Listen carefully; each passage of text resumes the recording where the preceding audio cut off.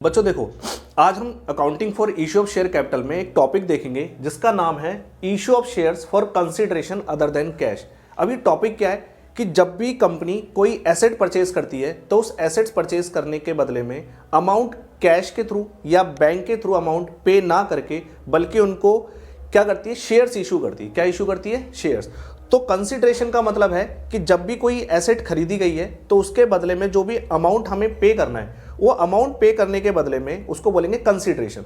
तो कंसिडरेशन कैसे चुकाना है? तो कंपनी ने जो कंसिडरेशन चुकाया है वो अमाउंट कैश में या बैंक के थ्रू ना देकर बल्कि उनको क्या इशू किए बेटा? शेयर्स इशू किए। क्या इशू किए? शेयर्स। इसी को ही बोलते हैं issue of shares for consideration other than cash.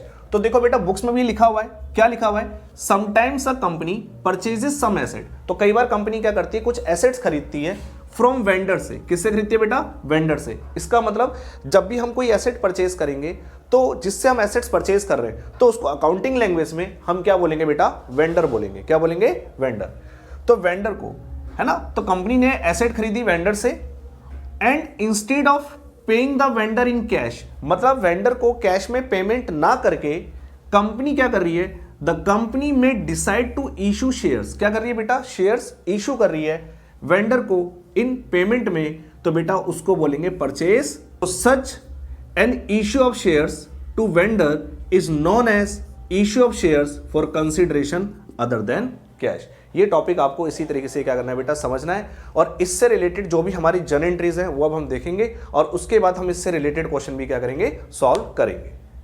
और बेटा इस टॉपिक से रिलेटेड हम जर्नल एंट्रीज देखते हैं। तो पहला है हमने व्हेन एसेट परचेज। जब हम एसेट परचेज करेंगे तो क्या एंट्री लिखेंगे? तो वहां पर हम एंट्री करेंगे सन्ड्री एसेट्स अकाउंट डेबिट। अब हमने जो एसेट जिससे खरीदी है उसका नाम तो नहीं पता, तो उसको अकाउंटिंग लैंग्वेज में बोलते हैं बेटा वेंडर। तो क्या एंट्री करेंगे? Sundry assets account debit to vendor account. Clear? तो यहां पर आपको ये एंट्री पास ऑन करनी है।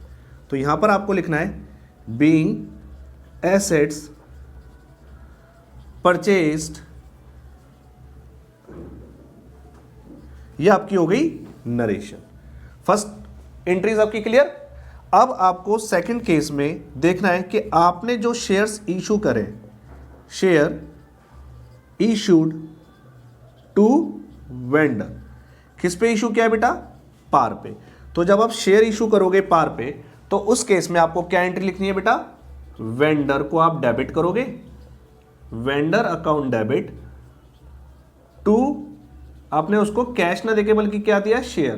तो यहां पर लिखेंगे vendor account debit to share capital account. तो ये आपकी एंट्री होगी जब हमने शेयर्स क्या करें? इशू किए वेंडर को एट पार पे। अब हम आगे चलते हैं। अब ये टॉपिक हो गया हमारा कि हमने इशू किया बेटा पार पे, तो ये आपने एंट्री कर ली। पॉज करके आप ये एंट्री लिख लेना। अब हम दूसरा केस लेके आ रहे हैं, लिख रहे हैं यहां पर जब हमने अब शेयर्स इशू करें वेंडर को एट प्रीमियम पे। अब हम शेयर्स इशू किस पे को कर रहे हैं बेटा? वेंडर को, वो भी किस पे कर रहे हैं? प्रीमियम पे। तो क्या एंट्री करेंगे बेटा? Vendor account debit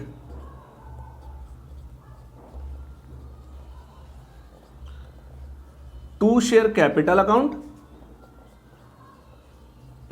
to securities premium account. तो आपको ये एंट्री क्या करनी है? Vendor account debit to share capital account और टू सिक्योरिटीज प्रीमियम अकाउंट। तो इस तरीके से आपको share issued for consideration other than cash में आपको जर्नल एंट्रीज याद रखनी है कि आपको पास कौन सा केस है कि शेयर आपने इशू पार पे करा है या आपने प्रीमियम पे किया है वेंडर को पेमेंट करने के लिए। तो इस तरीके से आपकी दो एंट्रीज बननी है जो आपके लिए बहुत इंपॉर्टेंट क्वेश्चन है। 3 to 4 मार्क्स का ही क्वेश्चन आएगा और आपको अच्छी तरह से इसके क्वेश्चन सॉल्व करने हैं। बेटा issue of shares for consideration other than cash में अब हमें आइडेंटिफाई करना है कि कैसे आपको गुडविल कैलकुलेट करनी है, कैसे आपको कैपिटल रिजर्व कैलकुलेट करना है। उसको हम एक एग्जांपल की तरह से सीखेंगे कि कैसे आपको आइडेंटिफाई करा जाएगा कि क्वेश्चन करते समय परचेज कंसिडरेशन वाले में कि गुडविल आइडेंटिफाई होनी है या आपकी कैपिटल रिजर्व आइडेंटिफाई होने वाला है। उसके लिए हम एक एग्जाम्पल लेते हैं और उसको हम देखते हैं। ठीक है बेटा, देखेंगे बेटा एग्जाम्पल। बेटा एक है सानू लिमिटेड, एक है बेटा जानू लिमिटेड। अब सानू लिमिटेड ने क्या करा, जानू लिमिटेड की बिजनेस को, सानू लिमिटेड भी एक बिजनेस है और जानू लिमिटेड भी एक बिजनेस है, तो सानू लिमिटेड ने क्या करा, जानू लिमिटेड के बिजनेस को टेक ओवर कर लिया। सानू लिमिटेड ने क्या करा, टेक ओवर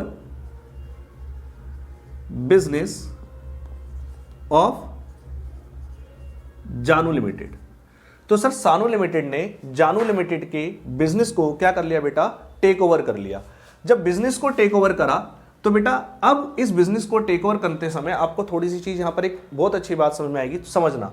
देखो बेटा, सानू है और एक जानू है, तो कभी ये मत सोचना कि सानू अगर जानू के चक्कर में पड़ जाएगा तो बेटा वो बर्बाद हो जाएगा, नहीं। कई बार जो सानू जो लड़के होते हैं ना बेटा, आपने जब जानू के चक्कर में पड़ेंगे ना तो बर्बाद भी नहीं होंगे, वो बहुत कुछ आगे भी उभर जाते हैं। अब वो कैसे उभरेंगे, अब इस एग्जाम्पल को हम समझेंगे, ठीक है बेटा। कैसे, अब सानू लिमिटेड ने जानू लिमिटेड के बिजनेस को टेक ओवर किया, तो जब टेक ओवर किया तो बेटा आपको समझना पड़ेगा कि जानू लिमिटेड की बैलेंस शीट में कुछ एसेट्स रही होंगी, हाँ जी रही होंगी, और कुछ लायबिलिटीज भी रही होंगी, हाँ जी लायबिलिटीज भी रही होंगी। तो सर जो जानू लिमिटेड की कुछ एसेट्स थी और जो लायबिलिटीज थी, अब वो एसेट्स और लायबिलिटीज सब की सब किसके पास आ जाएंगी बेटा, सानू लिमिटेड के पास आ जाएंगी। तो मतलब सानू लिमिटेड को, जानू लिमिटेड को, ठीक है, कंसीडरेशन में क्या देखना पड़ेगा कि सर उसकी जब जानू लिमिटेड की एसेट्स को और लायबिलिटी को जब वो टेक ओवर करेगा, मतलब बिजनेस को टेक ओवर करेगा कौन बेटा, सानू लिमिटेड, तो उसकी जो एसेट्स होंगी जानू लिमिटेड की वो भी सानू लिमिटेड के पास आ जाएंगी और उसकी लायबिलिटीज भी किसके पास आ जाएंगी बेटा, सानू के पास आ जाएंगी। मतलब जो जानू की लायबिलिटीज होंगी वो भी हमें सानू को क्या करनी पड़ेगी, चुकानी पड़ेंगी। तो मान के चलते हैं कि जानू के पास जो एसेट है बेटा वो 300 करोड़ की है। कितने की बेटा, 300 करोड़, और लायबिलिटी है उसके पास 100 करोड़ की। तो नेट अगर अमाउंट देखा जाए तो बेटा नेट एसेट क्या देखी जाए बेटा, नेट एसेट कितने की निकल के आएगी, 300 में से 100 को आप माइनस करो तो निकल के आती है बेटा 200 करोड़ रुपए। इसका मतलब जानू लिमिटेड की बैलेंस शीट में एसेट है 300 करोड़ की और लायबिलिटी है 100 करोड़ की। इसका मतलब कि जानू लिमिटेड की अगर मैं नेट एसेट की बात करूं तो कितनी है बेटा, 200 करोड़ की। मतलब जब सानू लिमिटेड जानू लिमिटेड की एसेट्स और लायबिलिटी को टेक ओवर करेगा, मतलब उसके बिजनेस को टेक ओवर करेगा, तो सानू के पास जानू लिमिटेड की एसेट भी आ जाएंगी और उसकी लायबिलिटीज भी आ जाएंगी। तो बताओ जानू लिमिटेड की लायबिलिटीज भी सानू लिमिटेड को पे करनी पड़ेगी। तो अगर नेट देखा जाए कि जानू लिमिटेड की एसेट आ रही है 300 करोड़ की सानू के पास और जानू लिमिटेड की लायबिलिटी भी आ रही है 100 करोड़ की सानू के पास, तो नेट अमाउंट जो उसको पे करना है वो कितना पे करना है बेटा, 200 करोड़ का। किसको पे करना है, सानू लिमिटेड को। किसको देना है, जानू लिमिटेड को। अब डिसाइड हुआ पीसी। पीसी का मतलब क्या होता है बेटा, याद रखना है आपको, परचेज कंसीडरेशन। अब परचेज कंसीडरेशन में आपको अमाउंट चेक करना पड़ेगा कि परचेज कंसीडरेशन जो डिसाइड हो रहा है वो कितने का हो रहा है। परचेज कंसीडरेशन जो डिसाइड हुआ है वो डिसाइड हुआ है 350 करोड़ का। इसका मतलब सर जानू की जो नेट एसेट है वो तो 200 करोड़ की है, लेकिन परचेज कंसीडरेशन जो आपका जो डिसाइड हुआ है वो कितने का डिसाइड हुआ है सर, 350 करोड़ का। इसका मतलब जब सानू लिमिटेड जानू लिमिटेड के बिजनेस को टेक ओवर कर रहा है तो उसकी एसेट्स और लायबिलिटी को कंसीडर करते समय उसके पास नेट एसेट कितने की आने वाली है, 200 करोड़। लेकिन जो परचेज कंसीडरेशन उसको पे करना पड़ेगा वो कितना पे करना पड़ेगा सर, 350 करोड़। इसका मतलब सर नेट एसेट आई 200 करोड़ की और परचेज कंसीडरेशन कितना पे हो रहा है, 350 करोड़ का। इसका मतलब सर एक्स्ट्रा अमाउंट कितना जा रहा है सर, 150 करोड़ रुपए क्या जा रहे हैं बेटा, एक्स्ट्रा जा रहे हैं। किसकी जेब में से जा रहे हैं, सानू लिमिटेड की जेब में से हम 150 करोड़ एक्स्ट्रा जा रहे हैं। तो सर वो इतना अमाउंट जानू को पे ही क्यों कर रहा है, क्योंकि मार्केट में जानू लिमिटेड की क्या रही होगी बेटा, गुडविल रही होगी। इस वजह से वो अपनी नेट एसेट 200 करोड़ की वो कितने में बेच रहा है बेटा, 350 करोड़। जानू लिमिटेड कह रहा है भाई मैं अपनी बिजनेस तुम्हें दे तो रहा हूं, लेकिन मुझे परचेज कंसीडरेशन जो पे करना है वो कितना तुम मुझे पे करोगे, 350 करोड़। बेटा सानू लिमिटेड ने जानू लिमिटेड के बिजनेस को क्या कर लिया बेटा, टेक ओवर कर लिया। तो जानू लिमिटेड का जो बिजनेस था अब वो किसके पास आ गया बेटा, सानू लिमिटेड के पास। तो जैसे ही सानू लिमिटेड ने बिजनेस टेक ओवर किया जानू लिमिटेड का, तो सर जानू लिमिटेड के पास जो एसेट थी वो कितने की थी बेटा, 300 करोड़ की, और लायबिलिटी कितने की थी बेटा उसकी बुक्स में, 100 करोड़ की। तो सर अगर नेट देखा जाए तो नेट एसेट के रूप में सर कितना अमाउंट पे करना चाहिए सानू को? सर उसकी एसेट आ जाएगी 300 करोड़ की, उसकी लायबिलिटी आ जाएगी सर 100 करोड़ की, तो नेट एसेट उसको कितना पे करना चाहिए सर? 200 करोड़ रुपए उसको पे करने चाहिए। लेकिन देखना बेटा, इस केस में सानू क्या हो जाएगा, जानू के चक्कर में क्या हो जाएगा, फंस जाएगा। कैसे फंस जाएगा कि सर जानू लिमिटेड है ना, अपना बिजनेस बेचने के लिए पता है सानू लिमिटेड से कितना परचेज कंसिडरेशन डिसाइड करने वाला है। वो कह रहा है सर परचेज कंसिडरेशन जो होगा वो होगा सर 350 करोड़ का। कितने का होगा बेटा? 350 करोड़ का। ठीक है, तो इस केस में आपको क्या करना पड़ेगा, यहां पर जो आपको पीसी पे कर रहा है बेटा, कितना पे करना है आपको? 350 करोड़, जबकि नेट एसेट कितने की आ रही है आपके पास? 200 करोड़ की। तो जो एक्स्ट्रा अमाउंट आपको रिकॉग्नाइज करना है वो रिकॉग्नाइज करना है बेटा किसके नाम से? गुडविल के नाम से। तो गुडविल यहां पर कितने के आइडेंटिफाई करने वाले हो आप? 150 करोड़ की। क्यों बेटा? नेट एसेट तो आ रही है 200 करोड़ की, लेकिन परचेज कंसिडरेशन जो आपका डिसाइड हुआ है वो कितने का डिसाइड हो रहा है बेटा? 350 करोड़ का। तो इसका मतलब जो एक्स्ट्रा अमाउंट उसको पे करना पड़ रहा है, कितना पे करना पड़ रहा है बेटा? 150 करोड़। तो सर वो एक्स्ट्रा अमाउंट क्यों पे करेगा सानू लिमिटेड, जानू लिमिटेड को? क्या पता मार्केट में जानू लिमिटेड की गुडविल रही होगी एग्जिस्ट, तभी तो वो एक्स्ट्रा अमाउंट पे कर रहा है। और आपने देखा ही आजकल के बिजनेस के अंदर क्या होता है कि जितनी की आपकी नेट एसेट है उससे हम क्या करते हैं, एक्स्ट्रा अमाउंट क्या करते हैं, हम डिसाइड करते हैं कि जब भी हमारे कोई बिजनेस को क्या करें, परचेज करें। ठीक है, तो जब भी कोई हम अपने रनिंग बिजनेस को हम परचेज करते हैं तो उसको जो एक्स्ट्रा अमाउंट पे करते हैं वो क्यों पे कर रहे हैं? क्योंकि उसकी मार्केट में रेपुटेशन है, उसकी मार्केट में गुडविल है, उस गुडविल के पैसे हम क्या कर रहे हैं, उसको पे कर रहे हैं। और वो गुडविल भी हमारे पास आ रही है तो हम अपने बुक्स में उसको गुडविल के नाम से क्या करेंगे, शो करेंगे। ओके, देखो बेटा एग्जाम्पल वही है हमारे पास, सानू वाला और जानू वाला। अब इस एग्जाम्पल में ना सानू जानू से क्या होगा, बच जाएगा। कैसे बचेगा कि सर सानू लिमिटेड ने जानू लिमिटेड के बिजनेस को क्या कर लिया सर, टेक ओवर कर लिया। ठीक है, सानू लिमिटेड ने जानू लिमिटेड के बिजनेस को टेक ओवर कर लिया। उसकी एसेट थी 300 करोड़ की, लायबिलिटी उसकी 100 करोड़ की थी। तो बेटा आपने नेट एसेट निकाल लिया कि सर सानू को जानू लिमिटेड को देने कितनी चाहिए, 200 करोड़ रुपए देने चाहिए। लेकिन जो पीसी डिसाइड हो रहा है, क्या डिसाइड हो रहा है बेटा? PC, that means purchase consideration. अब जो परचेज कंसिडरेशन आपने डिसाइड किया है वो डिसाइड किया है 150 करोड़ का। कितने का डिसाइड किया है? 150 करोड़ का। तो यहां पर देखो सानू बच गया कि सर जानू की अगर बिजनेस की नेट वर्थ देखी जाए, नेट एसेट देखी जाए, तो बेटा कितने की है? 200 करोड़ की है। जबकि परचेज कंसिडरेशन में सानू लिमिटेड को कितना चुकाना पड़ रहा है भाई, जानू को? 150 करोड़। इसका मतलब सर सानू को तो फायदा हो रहा है। हाँ जी, फायदा हो रहा है। तो बेटा इस डिफरेंस को हम रिकॉग्नाइज करने वाले हैं किसके नाम से? कैपिटल रिजर्व के नाम से। ये आपके लिए फायदा हो गया, इस फायदे को आपको दिखाना है कैपिटल रिजर्व के नाम से। तो सर कितना फायदा हो गया? 200 करोड़ में से आपको परचेज कंसिडरेशन को क्या कर देना है जी, माइनस कर देना है। तो कितना निकल के आएगा जी आपके पास? 50 करोड़ रुपए का। तो सर क्या यहां पर फंडा समझ आया कि सर आपके पास नेट एसेट आ गई ज्यादा अमाउंट की, ठीक है, और आपने पीसी क्या कराए, चुकाया है कम। तो उस केस में आपके पास क्या आइडेंटिफाई होकर निकल के आएगा बेटा? Capital reserve. क्या निकल के आने वाला है बेटा? Capital reserve. Okay, done. आओ बच्चों, अब हम क्या करते हैं, क्वेश्चन सॉल्व करते हैं जो issue of share for consideration other than cash वाले टॉपिक से ही रिलेटेड है, जिसके हम क्वेश्चन के अंदर हम आइडेंटिफाई करने वाले हैं कि बेटा आपका कैपिटल रिजर्व निकल के आने वाला है या आपके पास गुडविल निकल के आने वाली है।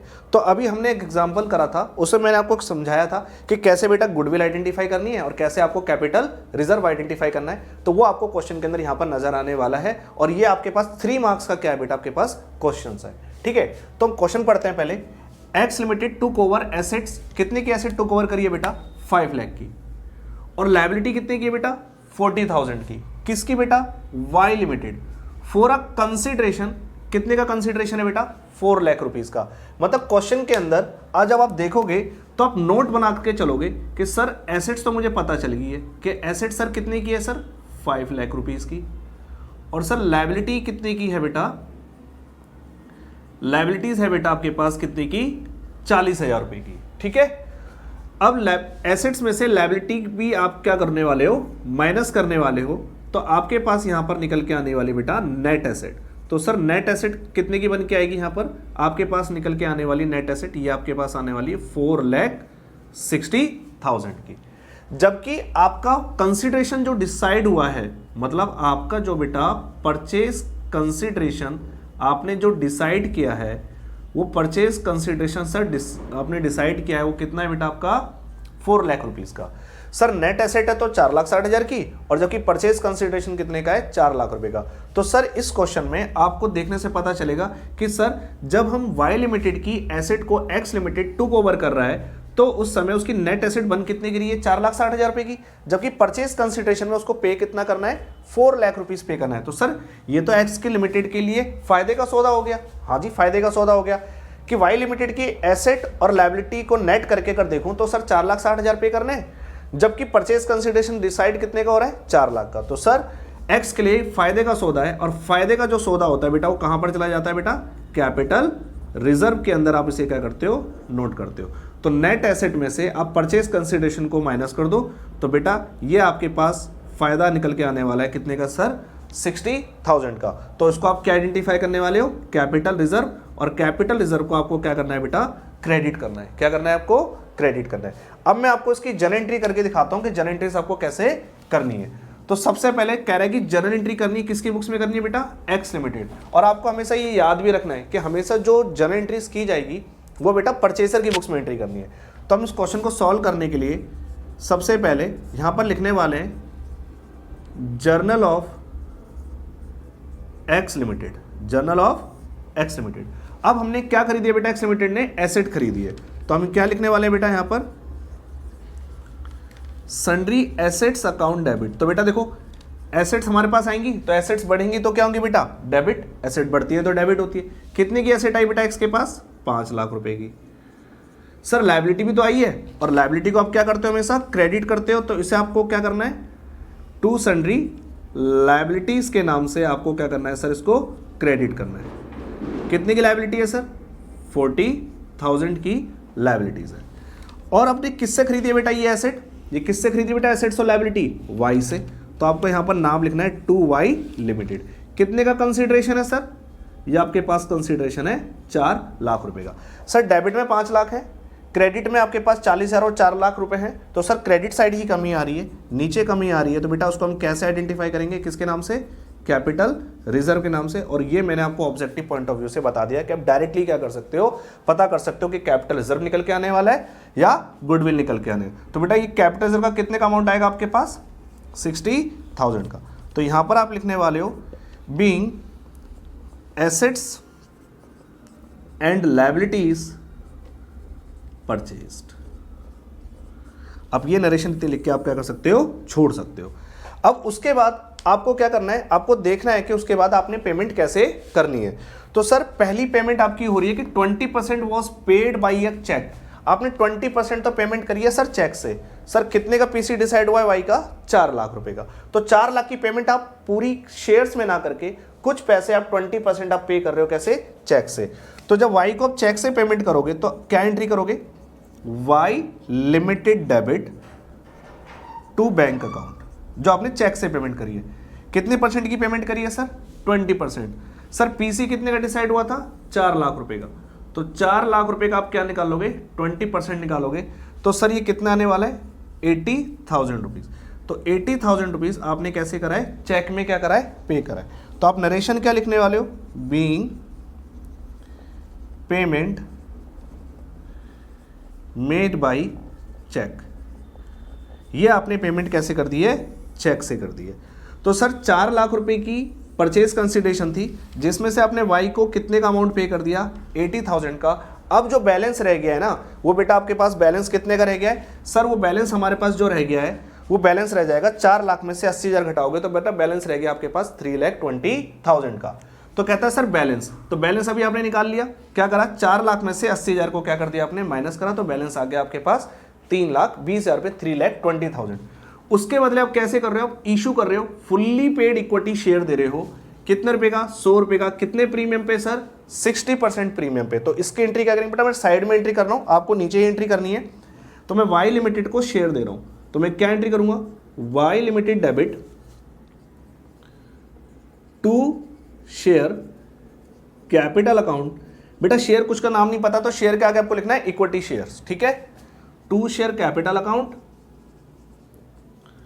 और टू सिक्योरिटीज प्रीमियम अकाउंट, क्योंकि बेटा आपने शेयर जो दिए किस पे दिए, प्रीमियम पे। तो Y limited debit to share capital account to securities premium account. इस तरीके से आप यहाँ पर क्या करने वाले हो, जर्नल एंट्रीज करने वाले हो। अब जर्नल एंट्रीज तो आपने कर ली, अब जर्नल एंट्रीज के अमाउंट को भी तो आपको फिल करना पड़ेगा। हाँ सर वो तो फिल करना है, तो सर उसके लिए आपको पता ही है कि आपको कितने शेयर देने हैं, वही तो आइडेंटिफाई करना है। तो उसके लिए आप सर निकालने वाले हो नंबर ऑफ शेयर्स। तो नंबर ऑफ शेयर्स नोट के अंदर आप निकालेंगे, सर 4 लाख में से 80,000 पे कर दिए, तो सर बाकी कितना रह गया, 3,20,000 रुपये रह गए। तो परचेज कंसिडरेशन जो रिमेनिंग है वो आपका कितना रह गया सर, 3,20,000 रुपीज़ का। क्लियर। उसके बदले आपने क्या करा है, एक शेयर दिया है कितने का, 100 रुपये का, कितने प्रीमियम पे, 60%। तो आप क्या करेंगे, 100 रुपये में 60%, तो 100 का 60% होगा 60 रुपीज़। तो 60 रुपीज़ आप इसमें ऐड करोगे तो कितना हो जाएगा, 160। तो आपको क्या करना है, 3,20,000 रुपये को आपको डिवाइड कर देना है सर कितने से, 160 से। तो सर ये कितना निकल के आने वाले, ये आपके पास निकल के आने वाले हैं सर 2,000 शेयर। कितने शेयर निकल के आने वाले हैं आपके पास सर, 2,000। तो मतलब मैंने वाई लिमिटेड को 2,000 शेयर दिए हैं, ठीक है सर, 2,000 शेयर दिए। तो वाई लिमिटेड को आपने 2,000 शेयर दिए और एक शेयर दिया है आपने कितने का, 160 रुपीज़ का। तो 160 से क्या करोगे, यहाँ पर मल्टीप्लाई करोगे तो देखोगे कितना आ गया, 3,20,000। और सिक्योरिटीज प्रीमियम में 2,000 को आप मल्टीप्लाई किससे कर दोगे, 60 रुपीज़ से क्या कर दोगे, मल्टीप्लाई। तो यहाँ पर कितना आ जाएगा, 1,20,000 रुपये। और अब यहाँ पर जो शेयर में पैसा जाएगा, शेयर कैपिटल में, वो जाएगी बेटा फेस वैल्यू। तो यहाँ पर कितना पैसा जाने वाला है आपके पास, 2 लाख रुपए। इस तरीके से आपकी क्या बनेगी बेटा, जर्नल एंट्रीज। सर ये 60% में 60 रुपीज़ कैसे आया, क्योंकि जो फेस वैल्यू थी 100 रुपये, उसका आपने क्या करा, 60% निकाला। तो 100 रुपये का जब 60% निकालोगे तो कितना आएगा, 100 इंटू जब 60% करोगे तो 60 रुपीज़ आएगा।